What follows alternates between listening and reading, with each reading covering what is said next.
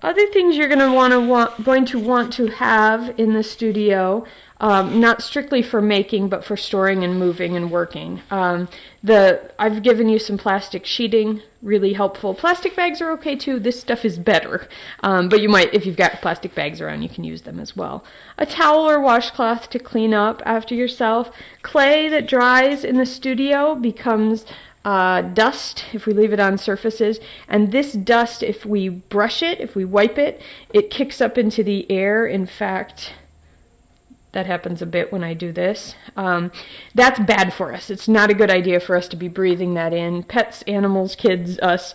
So it's a good idea to wipe down after you work every day. In fact, in my studio, I like to keep the floors really clean so that I'm not kicking and tracking that stuff around the studio. I use some paper to work on. That way my work doesn't stick to the table or the board. You can work on your canvas as well. But if you've got multiple pieces, sometimes it's nice to have loose pieces of paper. Phone book paper is great if you have a phone book, but typing paper, recycled paper, junk mail is all fine. I also like a board, and that's so that if I'm working on something and it's complicated, I don't have to pick it up and squish it as I move it. I can pick up the whole board and move it somewhere so that it can get stored. You can also, if you don't have a board, you can keep it in a cardboard box. I also have some of this stuff.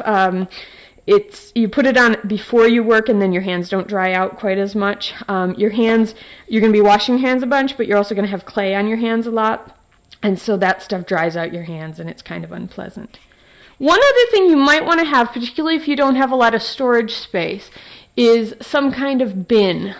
So I've got a couple of big, like Rubbermaid Sterilite bins with lids, or a smaller one. I've got clay in this right now, but a smaller one like this. You can use that and put the lid on and it'll keep the moisture inside, or you can just use the plastic and store your work either on a shelf or in a cardboard box or something. If you've got little people in your life, they sometimes get into it, so I recommend storing your work up high or in a box so they can't do that.